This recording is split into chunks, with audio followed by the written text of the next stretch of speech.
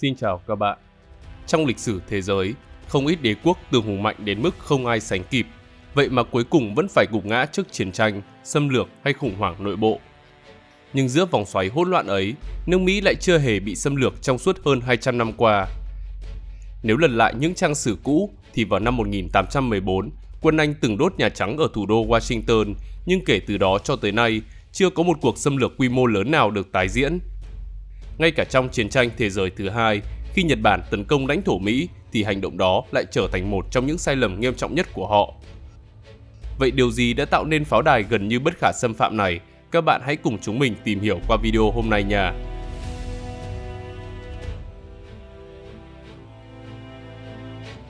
Vị trí địa lý, lá chắn tự nhiên và nền tảng cho sự phát triển.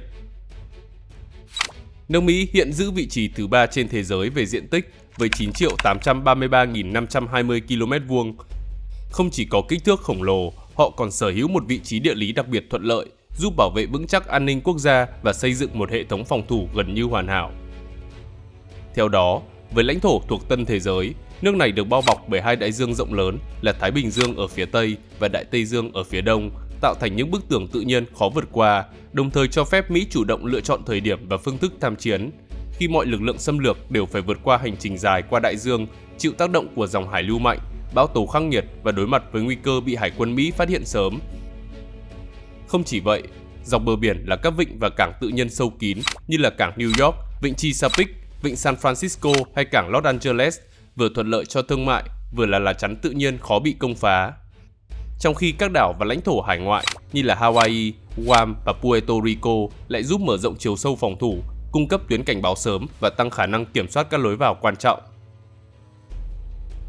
Bên trong nội địa, Mỹ còn sở hữu không gian chiến lược rộng lớn, nơi các trung tâm công nghiệp và dân cư quan trọng như là Chicago, Dallas, Denver hay Atlanta nằm sâu trong lục địa hàng trăm cho đến hàng nghìn km, khiến ngay cả khi bờ biển bị tấn công thì đối phương cũng không thể chiếm giữ toàn bộ quốc gia. Thêm vào đó, các nguồn lực chủ chốt về năng lượng, công nghiệp và nhân lực cũng đều thuộc vùng trung tâm đất liền, được che chở bởi hệ thống sông ngòi dày đặc, nhất là sông Mississippi cùng các nhánh lớn như là Missouri và Ohio, không chỉ tạo thành trục giao thông huyết mạch cho nền kinh tế mà còn đóng vai trò như những tuyến phòng thủ tự nhiên, tăng cường chiều sâu chiến lược cho quốc gia. Đặc biệt, cụm ngũ đại hồ với Đại Tây Dương qua sông Saint Lawrence là tuyến thủy lộ chiến lược, cũng là chướng ngại vật với các lực lượng đến từ phía Bắc. Song song với đó, việc sở hữu địa hình cực kỳ đa dạng giúp Mỹ chiếm ưu thế quan trọng trong phòng thủ. Trong đó, dãy Rocky trải dài từ Canada tới New Mexico đã tạo ra rào cản gần như không thể vượt qua với lực lượng cơ giới. Dãy Appalachia ở phía đông hình thành tuyến phòng thủ thứ hai, còn vùng Đại Bình Nguyên dù bằng phẳng nhưng rất dễ bị phát hiện, khiến cho việc di chuyển quân khổng lồ trở nên rủi ro. Tại phía tây nam là các sa mạc khắc nghiệt như là Mojave, Sonora và Chihuahua, còn Alaska với rừng taiga, đài nguyên băng giá và núi tuyết phủ quanh năm gần như không thể triển khai lực lượng lớn.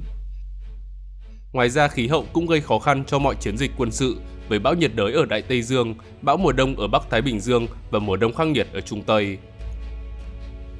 Vì vậy, ngay cả trong trường hợp mọi quốc gia láng giềng đều trở thành thù địch và cho phép lực lượng nước ngoài tiến vào Mỹ bằng đường bộ, thì khả năng xâm lược nước này cũng gần như bất khả thi.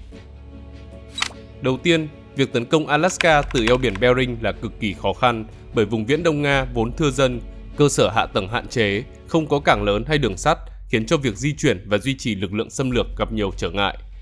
Lịch sử từng chứng minh điều này khi Nhật Bản trong Thế chiến thứ hai đã chiếm được hai đảo nhỏ là Attu và Kiska, nhưng họ lại gặp khó khăn trong việc cung ứng và nhanh chóng bị đánh bật.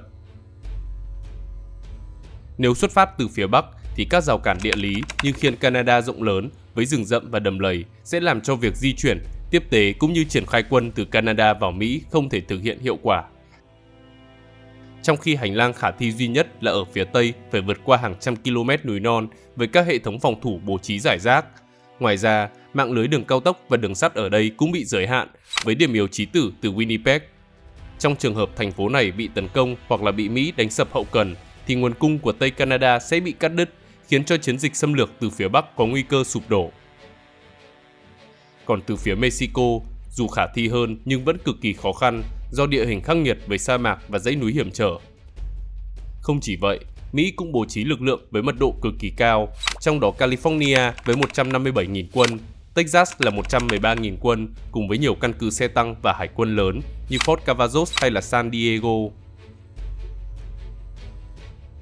Song song với đó, chính sự đa dạng địa lý đã tạo nên điều kiện để Mỹ xây dựng một mạng lưới hậu cần nội địa đồ sộ, thứ mà rất ít quốc gia trên thế giới có thể sánh kịp.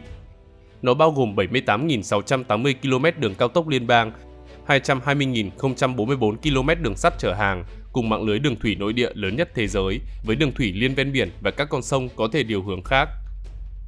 Hơn nữa, quốc gia này còn có khả năng tự cung tự cấp hầu hết các nguồn lực thiết yếu. Với nền nông nghiệp quy mô hàng đầu thế giới, họ không chỉ đáp ứng đầy đủ nhu cầu lương thực trong nước mà còn xuất khẩu ngũ cốc, thịt, sữa và rau củ quả ra toàn cầu, đảm bảo thặng dư ngay cả khi chuỗi cung ứng quốc tế bị gián đoạn. Nước này cũng sở hữu trữ lượng dầu mỏ, khí đốt tự nhiên và than đá dồi dào, cùng hệ thống khai thác, lọc hóa và phân phối hiện đại, với 75% dầu và 90% khí tự nhiên do nội địa cung cấp, trong khi phần còn lại chủ yếu từ Canada và Mexico, gần như không thể bị gián đoạn. Ngoài ra, nguồn khoáng sản phong phú, từ quặng sắt, đồng, uranium cho đến đất hiếm, giúp duy trì hoạt động công nghiệp và quốc phòng mà không phụ thuộc vào nhập khẩu. Nhờ những lợi thế đó, ngay cả khi lực lượng xâm lược tiến vào lãnh thổ Mỹ, thì các nhà máy vẫn vận hành công suất tối đa nhằm duy trì sản xuất và năng lượng. Ngược lại, đối phương phải vận hành chuỗi cung ứng khổng lồ qua đại dương, núi và sa mạc.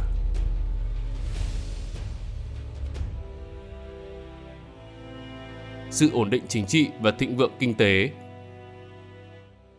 Nhờ lợi thế địa lý tự nhiên mà Mỹ đã phát triển một nền kinh tế thịnh vượng, với GDP năm 2024 lên tới 29.300 tỷ đô la, đồng thời nước này cũng duy trì được trật tự xã hội ổn định. Đây là những yếu tố then chốt đảm bảo sức mạnh và sự bền vững của một quốc gia. Bên cạnh đó, dù từng trải qua những giai đoạn biến động sâu sắc như cuộc nội chiến thế kỷ 19 hay khủng hoảng chính trị xã hội trong thế kỷ 20, Mỹ vẫn giữ được sự liên tục trong quản trị quốc gia và khả năng phục hồi sau khủng hoảng. Điều này giúp cho họ duy trì được sức mạnh bền vững và không bị suy yếu từ bên trong, yếu tố mà mọi đối thủ tiềm tàng đều phải tính đến. Lợi thế tiếp theo của Mỹ là môi trường địa chính trị an toàn. Không giống các cường quốc ở châu Á hay châu Âu, nước này không có đối thủ truyền thống ngay sát biên giới. Mỹ được bao bọc bởi những quốc gia láng giềng hòa bình. Phía Bắc là Canada, với quan hệ ổn định và thân thiện về chính trị, kinh tế và xã hội. Còn phía Nam là Mexico, đối tác thương mại và văn hóa lâu đời. Điều này không chỉ giảm thiểu nguy cơ các cuộc xung đột biên giới kéo dài, mà còn tạo ra một vùng đệm tự nhiên, cho phép Mỹ tập trung phát triển nội lực, củng cố hạ tầng và duy trì vị thế chiến lược an toàn trên quy mô lục địa. Ngoài ra, sức mạnh kinh tế và sức hấp dẫn xã hội cũng góp phần khiến xứ cờ hoa trở nên miễn nhiễm với các mối đe dọa xâm lược. Với tổng sản phẩm quốc nội đứng đầu thế giới, chiếm khoảng 26% GDP toàn cầu, nơi đây không chỉ tự chủ về năng lượng và lương thực mà còn đóng vai trò trung tâm tài chính của thế giới. Cùng với đó, hình ảnh về giấc mơ Mỹ, nơi mọi cá nhân đều có thể thành công bằng năng lực của mình, đã thu hút hàng triệu nhân tài từ khắp nơi trên thế giới, bổ sung liên tục nguồn lực trí tuệ và sáng tạo cho đất nước. Một cuộc khảo sát tại 23 quốc gia cho thấy, phần lớn người dân trên thế giới đánh giá cao Mỹ về công nghệ, giáo dục và sức mạnh quân sự. Cụ thể, 72% coi đây là quốc gia dẫn đầu về công nghệ, 69% đánh giá các trường đại học ở Mỹ ở mức tốt nhất và 68% cho rằng quân đội Mỹ mạnh hơn hẳn các nước phát triển khác. Những con số trên đã phản ánh tác động của sức mạnh mềm khi uy tín và ảnh hưởng của Mỹ đã lan tỏa trên toàn cầu, khiến cho quốc gia này trở thành tâm điểm hợp tác hơn là mục tiêu đối đầu. Tất cả đã tạo nên một lá chắn mềm giúp bảo vệ Mỹ khỏi các âm mưu xâm lược. Bởi lẽ, một quốc gia có nền dân chủ ổn định, kinh tế mạnh, công nghệ tiên tiến và văn hóa phổ quát sẽ không dễ trở thành mục tiêu của chiến tranh.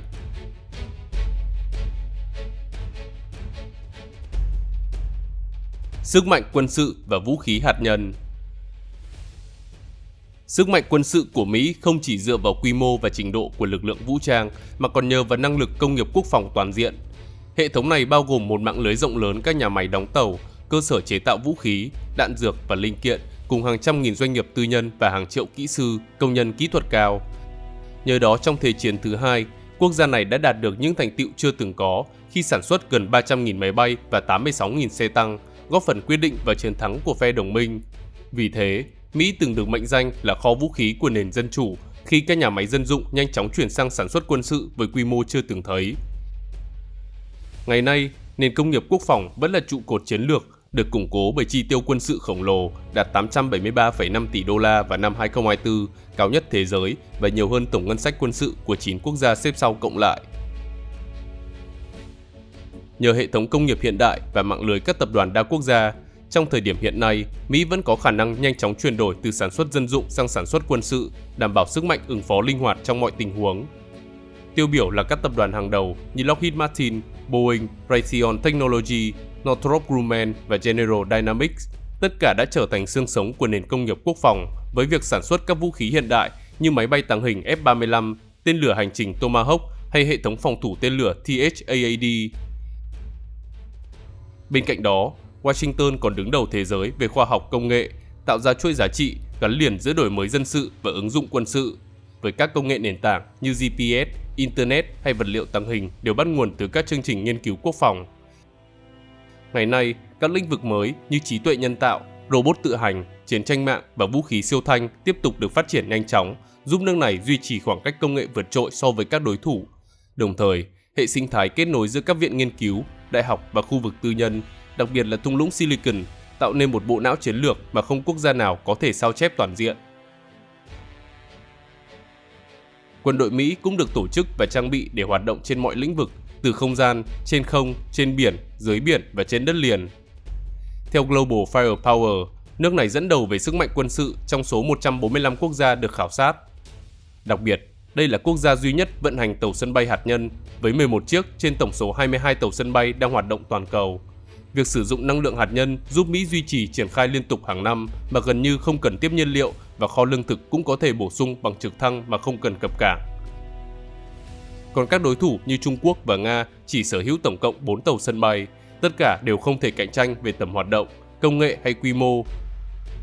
Không chỉ vậy, các tàu sân bay Mỹ thuộc lớp Nimitz từ năm 1975 và Gerald R. Ford từ năm 2017 là những chiến hạm lớn nhất từng được chế tạo. Mỗi chiếc mang hơn 80 máy bay, bao gồm hàng chục F-35 tiên tiến. Nhìn chung, một tàu sân bay Mỹ có thể mang sức mạnh lớn hơn toàn bộ không quân của nhiều quốc gia. Ngay cả tàu sân bay lớn nhất Trung Quốc là Phúc Kiến cũng chỉ mang theo khoảng 80 máy bay và chạy bằng diesel, từ đó hạn chế tầm hoạt động viễn chinh và công suất chiến đấu.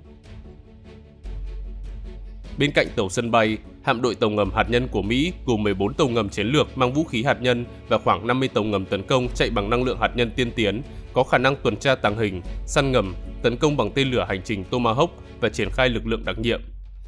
So với tàu diesel điện của các quốc gia khác, thì tàu ngầm hạt nhân của Mỹ hoạt động liên tục nhiều tháng dưới nước, êm, nhanh, khó bị phát hiện và ít phụ thuộc vào cảng tiếp nhiên liệu. Như vậy, họ đã dẫn trước một thế hệ công nghệ so với Nga và Trung Quốc. Sức mạnh trên không của Mỹ cũng không phải là dạng vừa. Hiện nay, lực lượng F-35 có khoảng 630 chiếc và dự kiến sẽ tăng lên 1.800 chiếc. Ngay cả khi tất cả các tàu sân bay hợp lực, thì họ chỉ có thể đưa khoảng 560 máy bay đến gần bờ biển Bắc Mỹ, vẫn ít hơn số F-35 của Mỹ và không thể cạnh tranh với kho vũ khí đa dạng khác như F-16 hay máy bay tấn công. Dù lực lượng thông thường của Mỹ đã vượt trội so với phần còn lại của thế giới, nhưng nền tảng quyền lực thật sự bảo đảm vị thế của họ vẫn nằm ở sức mạnh hạt nhân, trụ cột của chiến lược răn đe toàn cầu. Theo SIPRI, tính đến năm 2025, quốc gia này sở hữu lượng đầu đạn hạt nhân nhiều nhất thế giới với tổng cộng 5.177 đầu đạn, trong đó có 1.770 đầu đạn đang được triển khai, 1.930 đầu đạn đang được lưu trữ và 3.700 đầu đạn nằm trong kho dự trữ quân sự.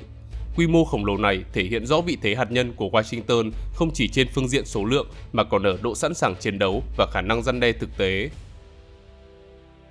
Trung tâm của sức mạnh này là bộ ba hạt nhân, bao gồm tên lửa đạn đạo xuyên lục địa, tàu ngầm hạt nhân mang tên lửa và máy bay ném bom chiến lược. Qua đó đảm bảo rằng, ngay cả khi Mỹ bị tấn công hạt nhân phủ đầu, thì họ vẫn giữ đủ năng lực phản công hủy diệt. Trong đó, nhánh trên đất liền bao gồm hàng trăm hầm phóng ICBM Minuteman III đặt sâu trong các tiểu bang Montana, Bắc Dakota, Wyoming, Nebraska và Colorado. Với khoảng 400 hầm chứa tên lửa thực tế, trong khi 50 hầm còn lại là mồi nhử nhằm gián đoạn và làm lãng phí thời gian của kẻ thù. Mỗi ICBM có tầm bắn khoảng 14.000 km, đủ để nhắm vào hầu hết các trung tâm dân cư lớn trên toàn châu Mỹ, châu Á, châu Âu và châu Đại Dương. Trong khi nhánh trên biển được duy trì bằng 14 tàu ngầm chiến lược lớp Ohio, với 8 chiếc trong số này liên tục tuần tra trên đại dương 24/7, và mỗi tàu mang khoảng 20 tên lửa Trident II D5 với nhiều đầu đạn hạt nhân có khả năng nhắm mục tiêu độc lập. Nhờ hệ thống tuần tra luân phiên và khả năng vận hành liên tục, vị trí chính xác của các tàu ngầm luôn là bí mật, khiến các đối thủ gặp nhiều khó khăn trong việc vô hiệu hóa chúng. Còn nhánh trên không, bao gồm các máy bay ném bom chiến lược B-2 Spirit và B-52 Stratofortress với bom hạt nhân được triển khai tại các căn cứ quân sự ở châu Âu gồm Bỉ, Hà Lan, Đức, Ý, Thổ Nhĩ Kỳ và tại Diego Garcia ở Ấn Độ Dương. Nhờ đó, các máy bay này có thể nhanh chóng xuất kích để tấn công bất kỳ mục tiêu nào trên thế giới, kể cả những vùng nằm ngoài tầm bắn ICBM Mỹ như Tây Úc hay Nam Phi. Ngoài ra, quốc gia này còn phát triển hệ thống phòng thủ tiên tiến, bao gồm radar cảnh báo sớm, cùng với các biện pháp đánh chặn tên lửa, giúp nhận biết và phản ứng kịp thời với các cuộc tấn công từ các quốc gia sở hữu ICBM như Nga, Trung Quốc và Triều Tiên. Hệ thống này giám sát toàn bộ Bắc Mỹ, bao gồm các vị trí ở gần vòng Bắc Cực, Alaska, California và Massachusetts, đảm bảo Washington có đủ thời gian để triển khai phản công hạt nhân chính xác và hiệu quả. Có thể nói, bộ ba hạt nhân là hiện thân vật chất của học thuyết răn đe mà Mỹ theo đuổi suốt gần 8 thập kỷ. Từ chiến tranh lạnh cho đến nay, toàn bộ hệ thống này được xây dựng nhằm duy trì niềm tin rằng sức mạnh hủy diệt là cách tốt nhất để ngăn ngừa chiến tranh. Với nguyên lý hủy diệt lẫn nhau chắc chắn, đảm bảo rằng bất kỳ cuộc tấn công hạt nhân nào vào Mỹ sẽ dẫn đến hủy diệt toàn diện của kẻ tấn công. Sau này, Washington còn mở rộng học thuyết này sang răn đe mở rộng với mục đích bảo vệ đồng minh NATO và các đối tác châu Á nhằm củng cố vị thế siêu cường và duy trì trật tự quốc tế có lợi cho mình. Gần đây hơn, vào tháng 1 năm 2025, Tổng thống Donald Trump đã ra lệnh cho Lầu Năm Góc triển khai dự án Golden Dome với cam kết hoàn thành trong nhiệm kỳ của mình, có chi phí dự kiến 175 tỷ đô la và tỷ lệ thành công gần như tuyệt đối. Đây là một hệ thống lá chắn tên lửa thế hệ mới với một phần được bố trí ngoài không gian nhằm bảo vệ Mỹ khỏi mọi đòn tấn công hạt nhân. Hệ thống sẽ bao phủ toàn đất nước bằng hàng nghìn vệ tinh đánh chặn trên quỹ đạo tầm thấp nhằm phát hiện và tiêu diệt tên lửa đối phương ngay giai đoạn tăng tốc. Trong khi Mỹ hiện chỉ có 44 tên lửa đánh chặn tại Alaska và California, thiết kế chống một số lượng nhỏ tên lửa từ Triều Tiên với tỷ lệ thành công thử nghiệm khoảng 55%. Tuy nhiên, các chuyên gia cảnh báo, hệ thống này thực tế có thể mất ít nhất một thập kỷ để hoàn thiện. Chi phí ước tính cho việc triển khai hệ thống này đầy đủ có thể lên tới mức 3.600 tỷ đô la và cần từ 950 cho đến 16.000 vệ tinh để luôn duy trì tầm bắn, nhưng khó đạt mức bảo vệ tuyệt đối như tuyên bố. Ngoài ra, rủi ro an ninh không gian như là vụ nổ hạt nhân hay va chạm chuỗi tạo hiệu ứng Kessler có thể phá hủy mạng lưới vệ tinh, khiến cho không gian trở thành chiến trường và đe dọa ổn định toàn cầu. Bên cạnh đó, sau nhiều lần trì hoãn do vấn đề thử nghiệm hệ thống phóng, lục quân Mỹ cũng xác nhận rằng sẽ triển khai vũ khí siêu thanh tầm xa cho đơn vị đầu tiên của căn cứ liên hợp Lewis McChord vào cuối năm tài chính 2025. Cụ thể, vũ khí này bao gồm đầu đạn, hệ thống đường dẫn, cáp và lá chắn bảo vệ nhiệt, có khả năng bay nhanh hơn tốc độ Mach 5, tức là hơn 6.173 km/h và có thể cơ động ở nhiều độ cao khác nhau, khiến chúng khó bị phát hiện. Không chỉ vậy, nước Mỹ còn có dân số đông đảo với 340 triệu 100.000 người và toàn dân đều được trang bị vũ trang mạnh mẽ, tạo nên nguồn sức mạnh khổng lồ. Theo đó, người dân Mỹ sở hữu khoảng 147 khẩu súng trên 100 cư dân, vượt xa bất kỳ quốc gia nào. Trung bình mỗi năm người dân mua thêm khoảng 15 triệu khẩu súng mới và việc mang súng bên người được xem như một biểu tượng của tự do và quyền tự vệ. Nhìn chung, việc sở hữu vũ khí, từ súng ngắn, súng trường cho đến súng bắn tự động đã trở thành một phần bản sắc, văn hóa và tinh thần độc lập của người Mỹ. Thêm vào đó, việc dân thường sở hữu pháo, xe bọc thép hoặc là xe tăng tư nhân cũng không hiếm. Các trường huấn luyện bắn súng, bãi tập bắn và câu lạc bộ chiến thuật xuất hiện dày đặc khắp nơi với hơn 20 triệu người thường tham gia trò chơi bắn súng. Trong khi phong trào OCJet, UAV hay tự chế tạo tên lửa cũng được hợp pháp hóa và khuyến khích như một hình thức sáng tạo kỹ thuật. Đáng chú ý, trên toàn nước Mỹ hiện có 169 nhóm dân quân hoạt động, trong đó nổi bật là Trooper Center với con số không chính thức khoảng 50.000 người và Oath Keeper với số lượng dao động từ 5.000 cho đến 38.000 thành viên. Nhiều nhóm thường xuyên tổ chức huấn luyện, diễn tập, thậm chí lập trại bắn quân sự riêng, sẵn sàng chiến đấu.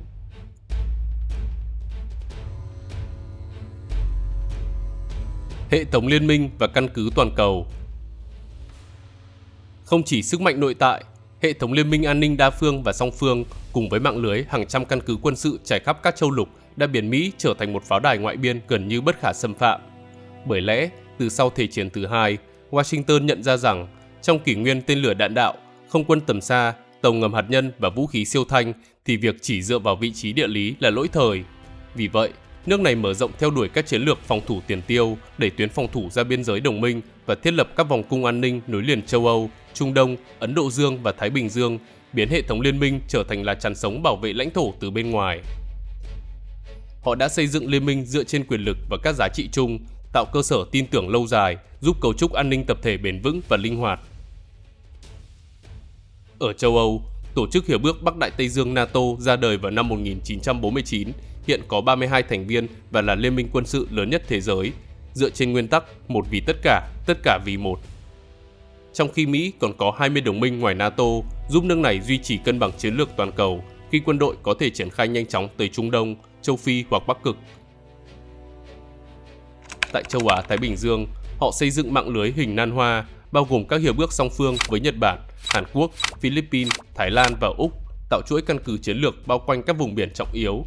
Trong đó Nhật Bản là tàu sân bay không chìm của Mỹ, Hàn Quốc là lá chắn Đông Bắc Á, còn Úc và Philippines là cầu nối cho chuỗi tiếp vận từ Ấn Độ Dương đến Thái Bình Dương. Cùng với đó, Mỹ duy trì khoảng 750 căn cứ tại hơn 80 quốc gia với gần 170.000 binh sĩ thường trực. Chẳng hạn như ở châu Âu là các căn cứ Ramstein thuộc Đức, Aviano của Ý, Rzeszów ở Ba Lan và Incirlik thuộc Thổ Nhĩ Kỳ. Ở Đông Á có cụm căn cứ thuộc Nhật Bản là Yokosuka, Misawa, Okinawa cùng với các trại Humphrey và Osan của Hàn Quốc đang kiểm soát tuyến hàng hải chiến lược cũng như ứng phó khẩn cấp quanh bán đảo Triều Tiên hay eo biển Đài Loan. Trong khi Guam, Diego Garcia và Darwin lại là trung tâm hậu cần toàn cầu, còn Al Udeid ở Qatar và Manama thuộc Bahrain thì kiểm soát Vịnh Ba Tư. Tất cả đã tạo thành mạng lưới cơ sở triển khai lực lượng, đóng vai trò là công cụ răn đe, biểu tượng cam kết an ninh và nền tảng hợp tác huấn luyện đa quốc gia. Hiệu quả của hệ thống đã được chứng minh qua 8 thập kỷ khi mà từ năm 1945, không quốc gia nào dám tấn công trực tiếp Mỹ. Trong chiến tranh lạnh, sức răn đe của NATO được cho là đóng vai trò quan trọng trong việc ngăn chặn sự leo thang xung đột với Liên Xô. Còn trong kỷ nguyên chống khủng bố, các vụ tấn công đã không dẫn đến chiến tranh trên đất Mỹ.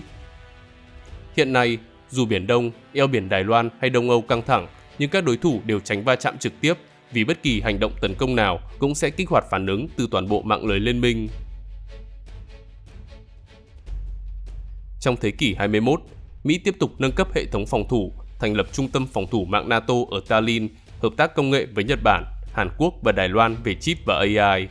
Dù chi phí căn cứ nước ngoài chỉ chiếm 6% ngân sách quốc phòng, nhưng lợi ích của nó là vô giá, chẳng hạn như tạo ảnh hưởng toàn cầu, ngăn ngừa chiến tranh, ổn định thương mại và củng cố vị thế siêu cường.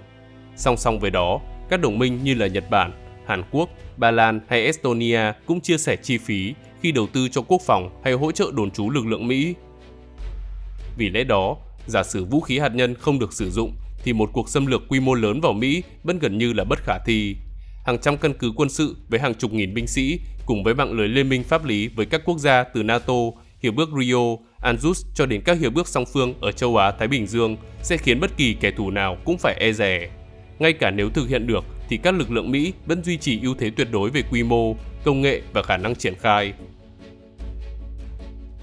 Nhìn chung, tuy khả năng Mỹ bị xâm lược bằng vũ lực gần như bằng không, song điều đó không có nghĩa là quốc gia này hoàn toàn bất khả xâm phạm. Trong thế giới hiện đại, sức mạnh không chỉ được đo bằng quân đội hay là lãnh thổ mà còn bởi khả năng thích ứng trước những thách thức phi truyền thống. Do đó, dù đứng đầu về công nghệ, kinh tế và quốc phòng, quốc gia này vẫn có thể bị tổn thương bởi các yếu tố như tấn công mạng, khủng hoảng kinh tế, chia rẽ nội bộ hay cạnh tranh chiến lược từ các đối thủ lớn. Và trên đây là những nguyên nhân vì sao Mỹ chưa bao giờ bị xâm lược suốt 200 năm qua. Xin chào và hẹn gặp lại các bạn trong những video tiếp theo.